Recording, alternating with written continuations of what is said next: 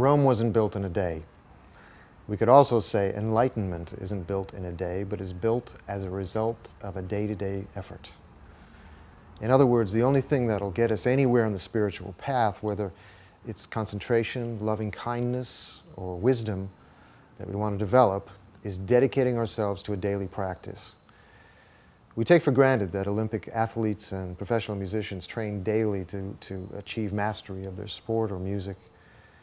Why wouldn't the same discipline apply to cultivating the most important qualities of our mind? If we want to develop patience, honesty, morality, and wisdom, we have to make a sustained effort. In this show, we'll learn methods to develop our daily practice on and off the cushion through every part of our lives.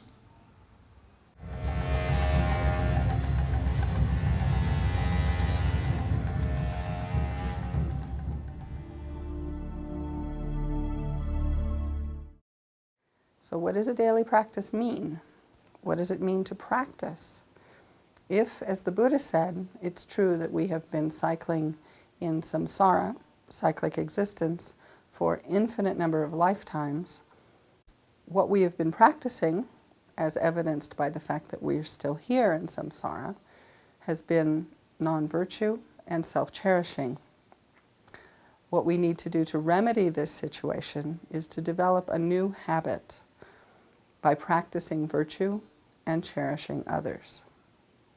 So before listening to these teachings, establish in your mind a very strong motivation to be able not only to understand what it means to have a daily practice, but to establish one in your life, a workable daily practice, as quickly as possible, so that you may be able to benefit all living beings as quickly as possible.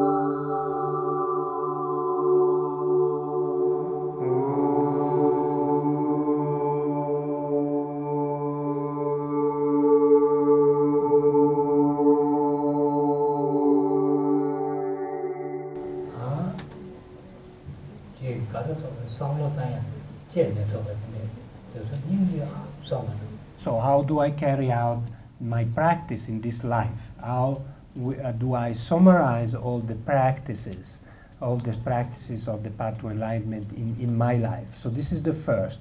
You have 5 forces to apply. This is the first, the force of resolution. Set a strong intentions, a strong resolution in the morning. Okay, so this you have to apply this right in the morning, as soon as you open your eyes, as soon as you wake up, you open your eyes before doing anything else. You just hook up with your mind and set your resolution. So right now, also this morning, I'm alive. I have all the favorable circumstances in my life, all the freedoms and endowment in order to progress and practice the path to enlightenment, to benefit all sentient beings. Therefore, as much as I can, as much as I live throughout the day, I'm not going to let my mind under the power of delusions, and I'm not going to harm any sentient beings, and I'm going to be as helpful as possible to all sentient beings.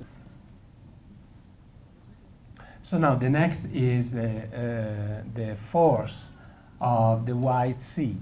The force of the white seed is the aim of achieving the supreme enlightenment in order to benefit all other sentient beings and oneself, for oneself and other purposes, engaging as much as possible throughout the day in practice to purify the previously accumulated negative potentials or karma, and accumulating virtuous actions or merits, what we call merits.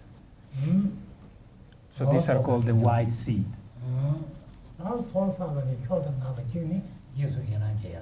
So what is the best way then to quickly accumulate merits without making so much effort?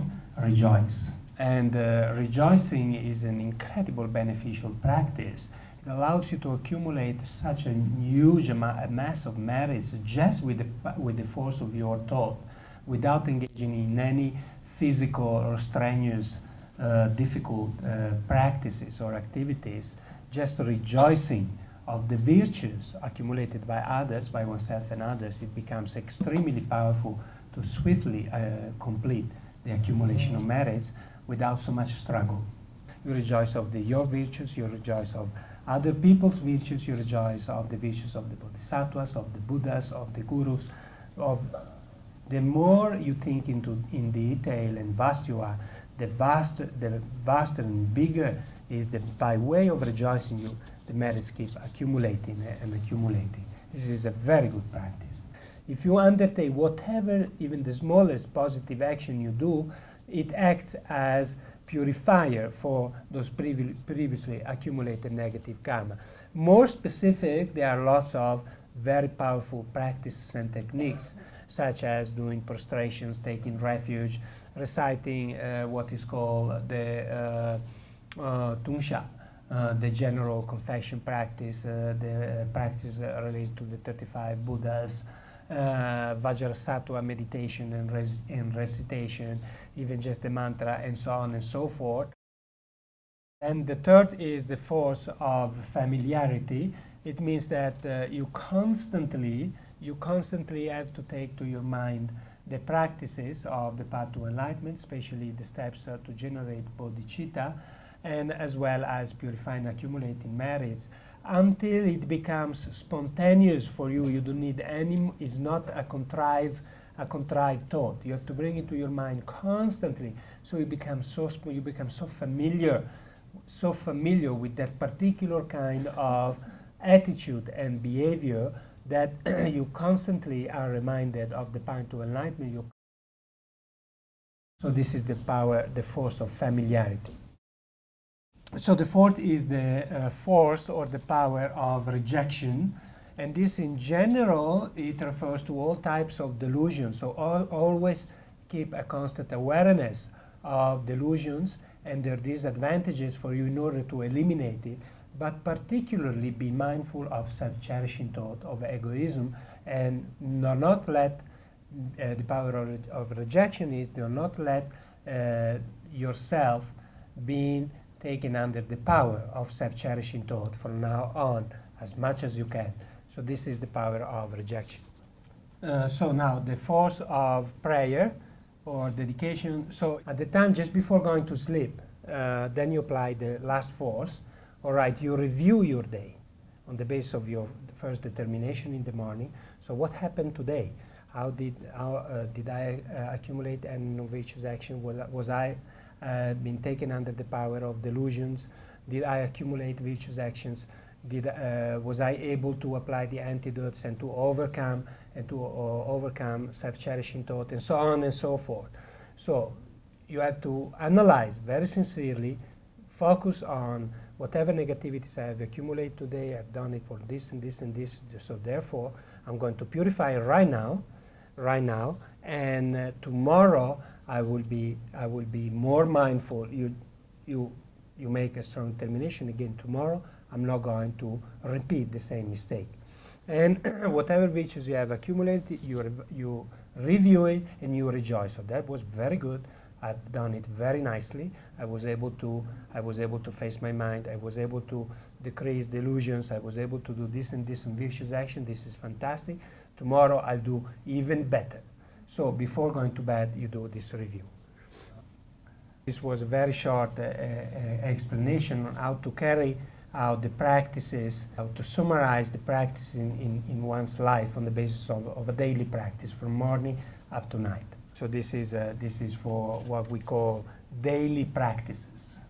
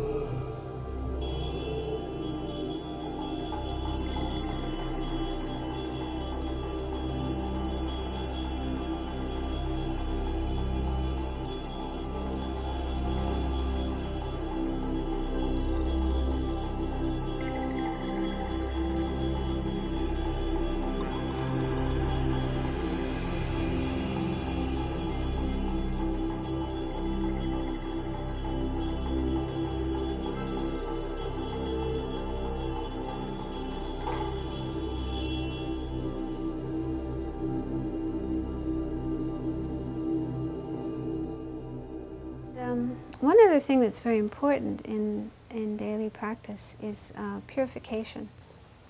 Because even if we do have the intention to be helpful to others and not do things that are harmful or negative, create bad karma and so on, we are just human beings. We have our faults, our imperfections, and our limitations, and so we're bound to make mistakes and lose our temper, get angry, or get caught up in negative thoughts and speak in negative ways or do things negative.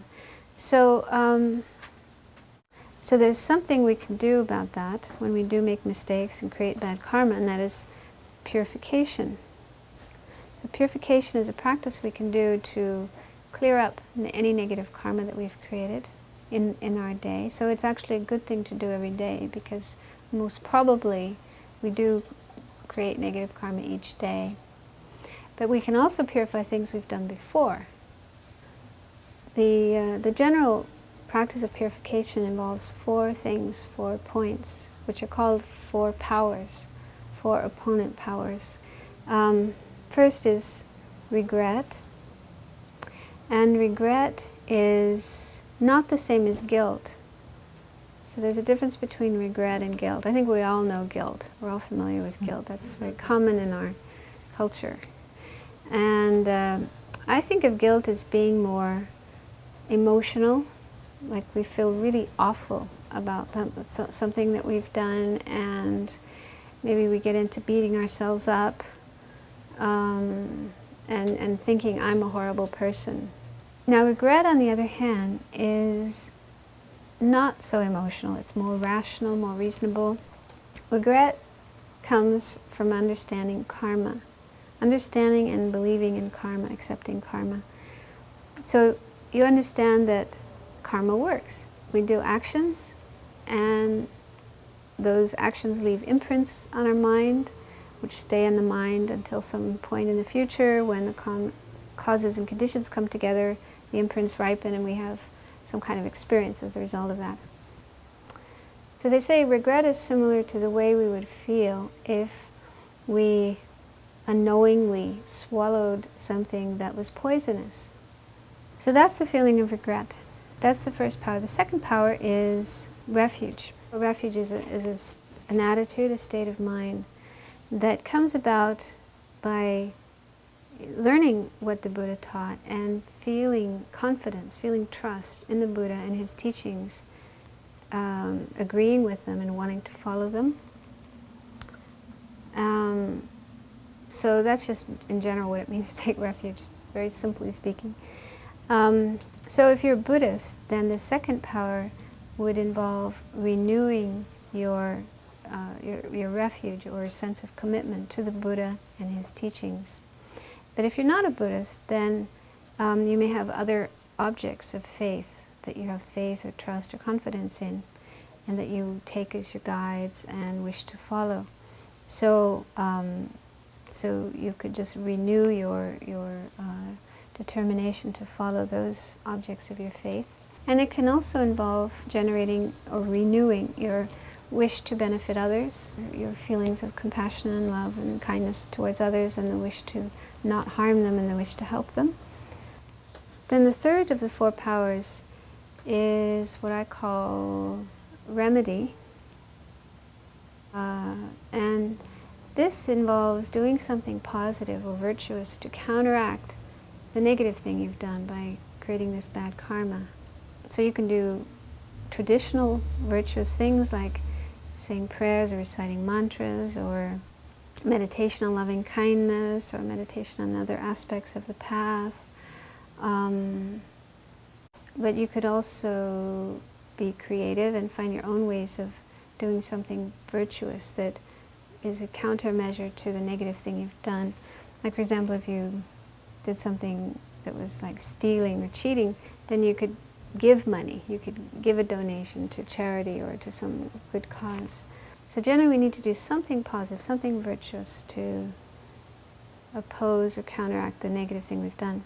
Then the 4th power is the power of resolution or determination. And that involves generating in your mind some kind of determination about refraining from doing the same thing again in the future. So this is really, really important, because if we do something negative and then we say, oh, I'm sorry, and we do some purification, but then we go back and do it again and again and again, then it's not so wise or helpful. So there needs to be at least the wish to, even if we can't get to the point where we'll never do it again, but at least to lessen the amount of time we do it, to decrease the incidence of doing that same action again. So they say you can, if it is something that you feel, I will never do it again, and you can make that kind of promise and keep it, then okay.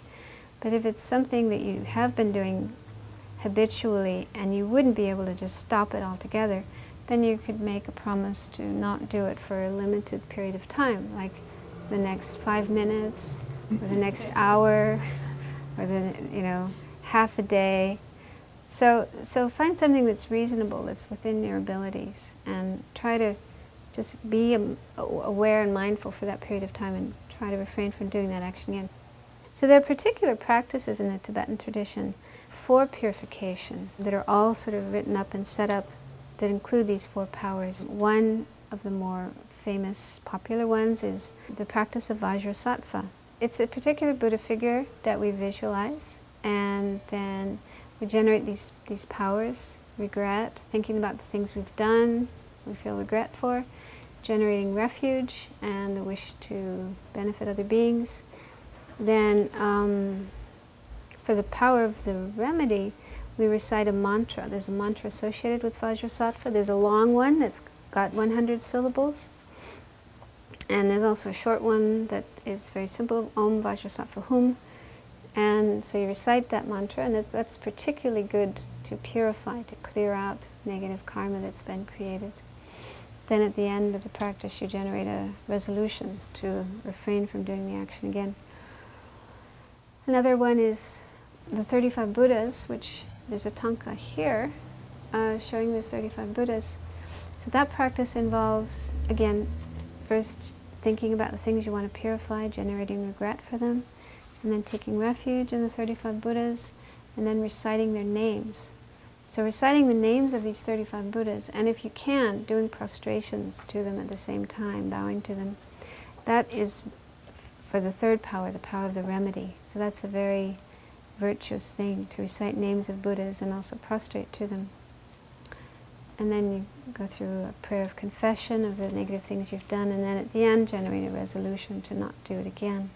And like I say, it's good if we can do a purification practice every night, because probably during the day we have done things that were negative, and if we don't purify, then another thing that happens with karma is that it multiplies. So if you do something negative one day and then you don't do anything to purify it, by the 2nd day it's multiplied, it's become worse, heavier.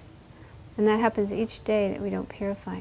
So the sooner we can purify, the better. So that's why it's a good idea to do it at night, to purify any negative karma we've done during that day, so that at least we stop it from multiplying until the next day.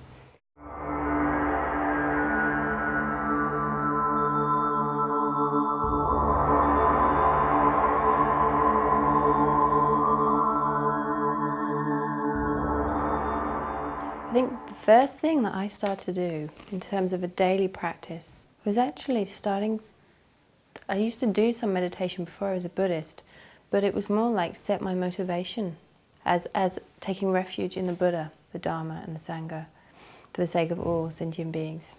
So then that would be the main thing. I think that was for a good few months. Then I was interested in prostrations. I got very drawn to doing that. And then the whole thing with purification, which I didn't really know about, but as I did prostrations I learned more. So I did the 35 Buddha practice. Every day I would do at least 35. I used to do like 100 every day. Sometimes it would, because of when I started to work full-time, night duty and things like that, it would be difficult. So I'd just do the basic commitment. But then obviously when I was in retreat, I don't know how, but I managed to do like maybe 1,000 or so a day. Or I think maybe at one point I got up to 2,000. But I don't know what the quality was, but it was really different. When I did intensive, you could see the lam rim, impermanence, precious human rebirth, and in renunciation. You could feel that these are things I really need to realize. I mean, I got to feel a little bit of the quality of the lam rim. I went back to England and I trained as a nurse. I realized that my practice was out there with people, caring for them. They're the priority. If I have spent time doing my practice in the morning, then I go to work, my heart is really so much more open. And I'm focused on them. Otherwise, I can be a little bit more interested in me. I must go and get my breakfast or whatever. But I also think that the work helps to open my heart as well. Actually, it works both ways. So my practice helps my work, but my work helps my practice. I see so much suffering in that job. It's hard work, but yet because I have the Dharma, there's a bigger perspective, and I can do prayers for people. So when I come home, which is really important, I feel like it's my duty, as a Buddhist, for me as trying to develop bodhicitta, that I pray for all my patients that they will become enlightened soon.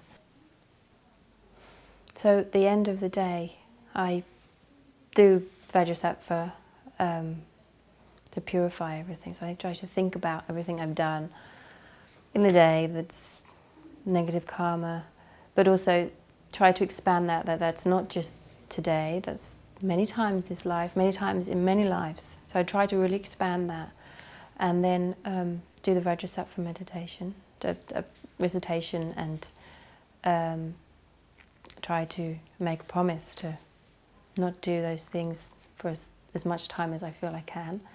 And then I dedicate. And I try to do a dedication that it includes all the people that I care for in the hospital, family, friends, and I try also to expand it to as many people I can think of, because I think it's something very important about focusing on individuals in the dedication. But obviously I use the dedication for all beings. I'd love to do my practice, I really do. And I feel so sad when I can't spend so much time on it. It makes me feel really sad. And I've noticed when I've had lots going on in my life and I haven't been able to do my practice, I'm not happy. I'm not a happy person, and I also don't like doing my practice as much, which is quite interesting. And when I have time and I do my practice, I'm a happier person.